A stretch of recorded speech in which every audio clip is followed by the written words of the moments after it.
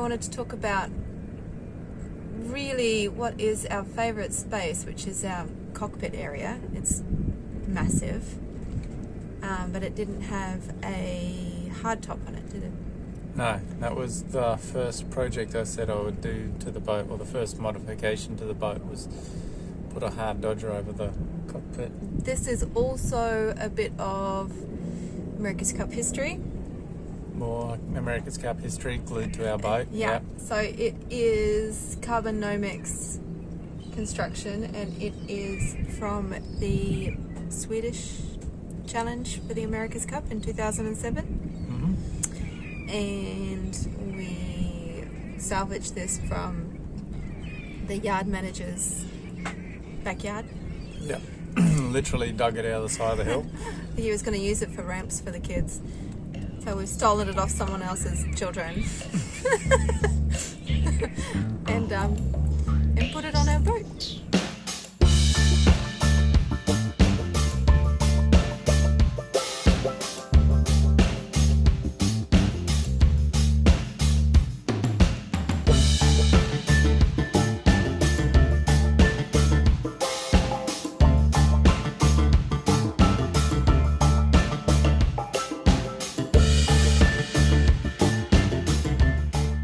Actually, before we get started, we're sitting on the cockpit of Ikea, but I need to explain my tooth because it's really obvious.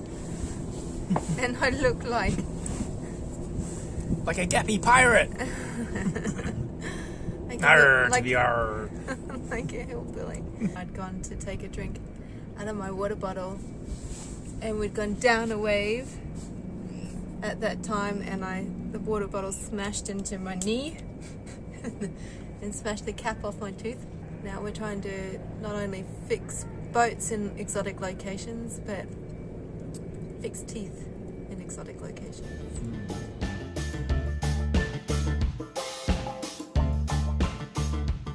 So there was a lot of figuring out how to make use of the odd shapes that I had. Piecing, it was quite a jigsaw puzzle. Piecing all the bits together to maximise the roof space over the cockpit, and also allowing for things like headsail sheets to clear, because we had issues with sheeting angles in the old soft top arrangement.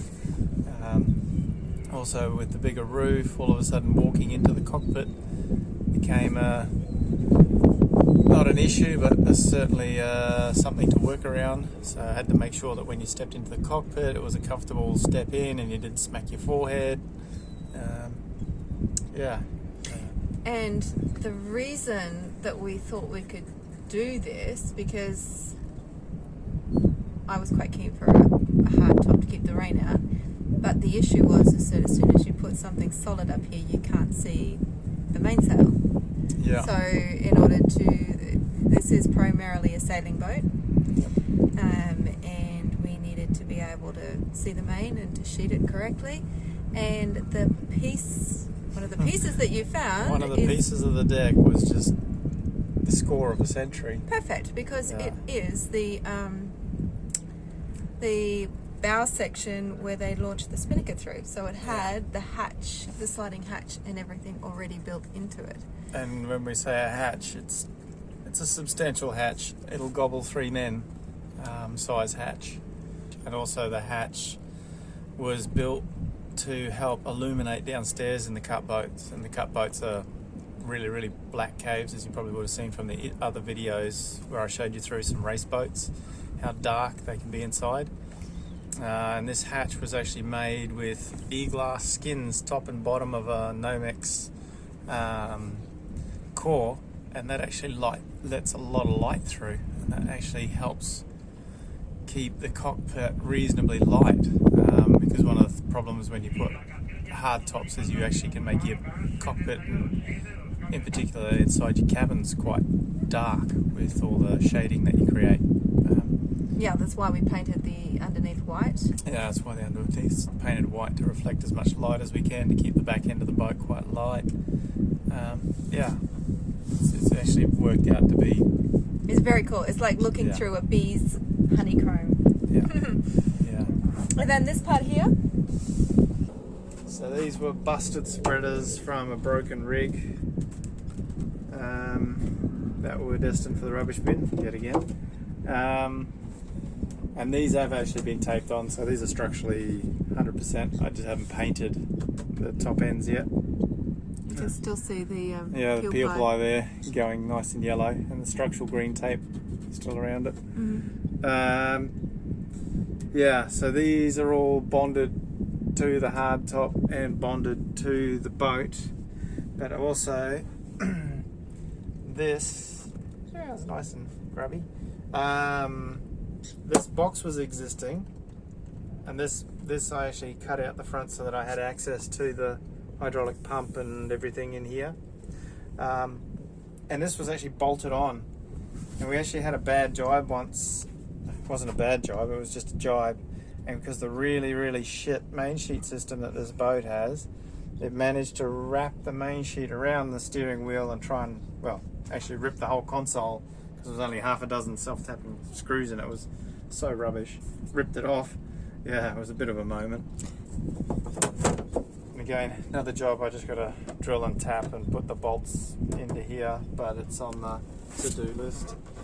Refurbish the compasses, so they were all yellow. I actually got rid of the bubble by re-fluiding the compass, but unfortunately this one leaks. The other one I totally repaired, which was cool. And this all got bonded in now, so the console box and the spreader and everything got joined as one and laminated and glued in, so it's all one piece. Quite structural now. So on the old system, we actually had this big aluminium arrangement. There's this big plate bolted here with two aluminium tubes, and they angled back and they bent up and went round. And with the winch handle, the clearance between the winch handle and this bar was quite small, and someone with slightly bigger hands spinning handles pretty fast sort of banged them a bit. Now I have heaps and heaps of room and clearance with the spreader and the box and the bar and the steering wheel, so I can actually, because this is quite a long handle, this one, I can actually swing this long winch handle around and not actually whack anything, which was a big plus. And if you haven't, and you got newbies on board your boat, little secret, saves everyone a lot of heartache. We had one moment with a winch and young Ollie when he was first discovering winches. Wrapped the winch the wrong way and had a kite halyard zip away from him. In all fairness, I know racing boats that do this, because sometimes they're set up to be a different direction. So I would say, doesn't matter whether you've got kids or newbies or whatever, it's a good safety. 99% of winches are what we call right-hand winches, and they go clockwise. This is a clockwise right-hand winch, and all cruising boats are set up with these. Very few would be. Some race boats will have left-hand winches on them, and it does get confusing whether you're using a left or a right-hand winch. And yes, we do put great big red or orange or even glow-in-the-dark arrows on them, so you know when you're using a left-hand winch. We've got some glow-in-the-dark tape. We should do that.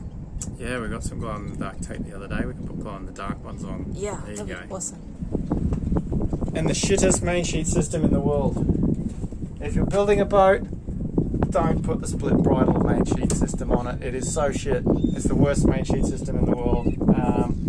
This is the first boat I've had it on, and it'll be the last boat I'll have it on, and I'm trying to think of a million ways that I can actually get rid of it and put a conventional track system on, because one, it is not really that safe, and two, adjusting your main is a ball ache. It's the worst main sheet system ever. It takes two of us. Yeah, it takes, oh man, it's like I want to drop Traveller 200 mil, and I'm easing the top one and tightening the bottom one, and you're fiffing and you're faffing, or you tack, and every time you tack, because you've got either the main sheet, you got your boom slightly to windward or slightly to leeward, you've got to adjust both winches to put it in the same position, and you don't know whether you got it in the same position. I got marks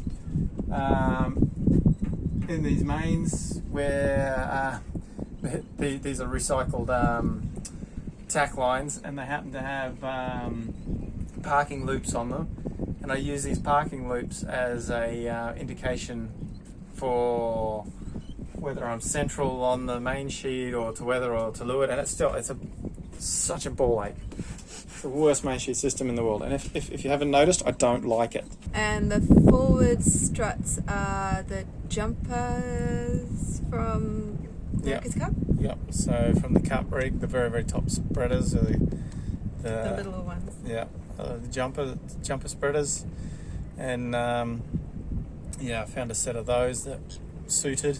And because they were jumper spreaders, they had little hatches for the hydraulic rams, and those little hydraulic hatches in them I've actually recycled or made use of to give me access to running wires for the lights inside the hardtop as well. So that was another nice functionality feature of something that was used for something else, and we've been able to repurpose it for another use. Yeah, and we walk on this hardtop quite a bit. We needed all the time. Yeah, because we need access to the boom. Yeah, and that was another really big motivation for the hardtop, was just giving us access to putting the main away, because we do work our main a lot, and we do reef and unreef, and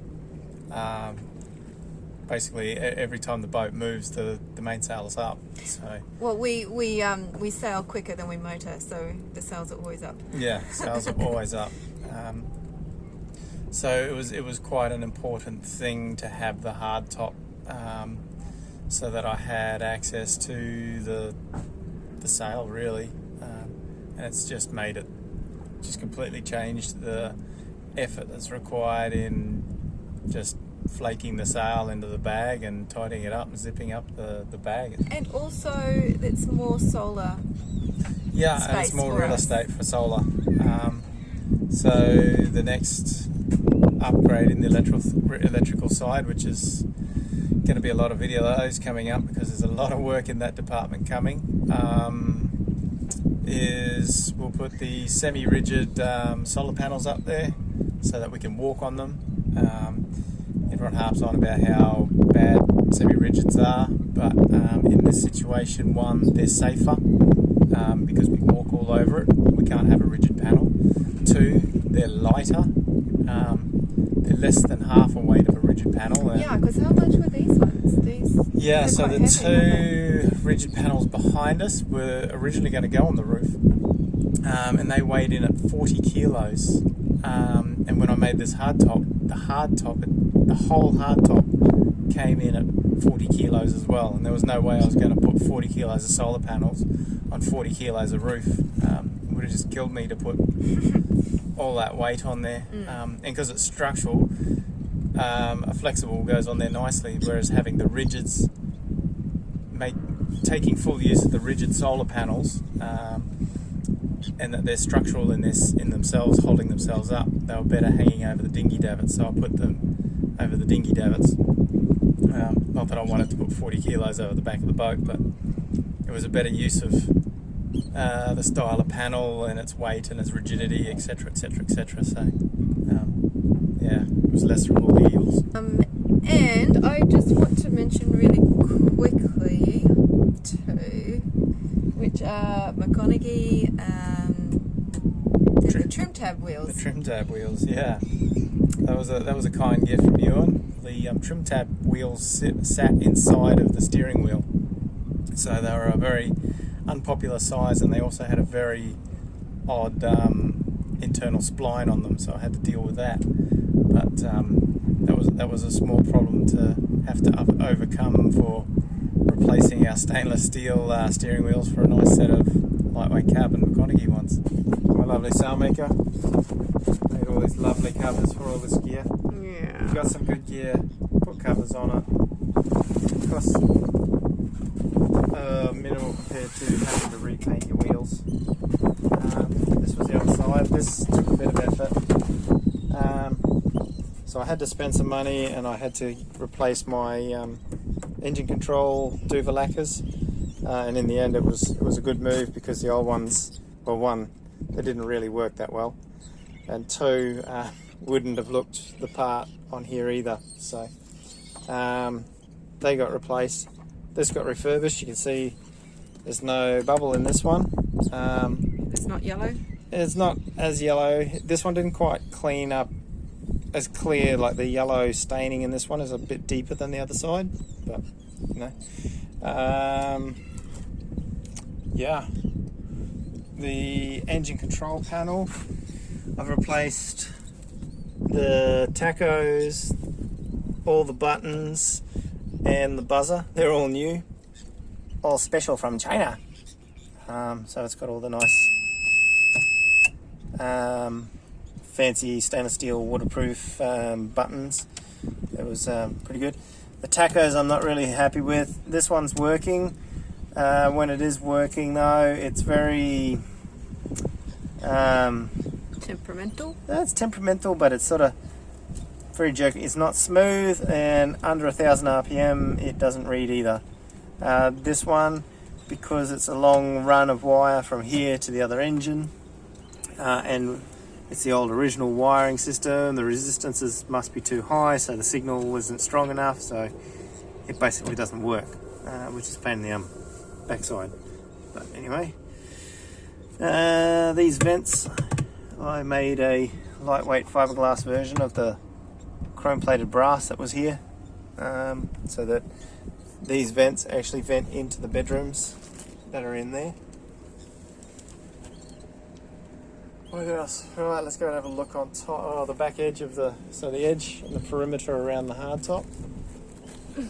So this was Anna's request, wasn't it? Anna's request was I want some clear coat carbon, so I left the back edge, which you walk in and see, that was all clear coat, and the rest of it I painted white.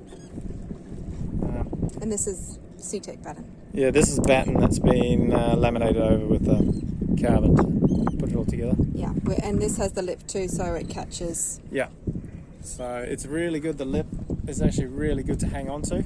Makes a bit of a handrail all the way around. Catches the water and the dirt if you're in Spain. You can see there's just red dirt everywhere. The whole thing is non-skidded. Where the panels were going to go straight on it, but they haven't, so it hasn't been painted. It should be painted, but you know, getting there. Yeah, there's the hatch. The hatch has actually got a spray hood in front of it from when it was on the foredeck of the cup boat, to try and keep the water down a little bit. Works quite well for us.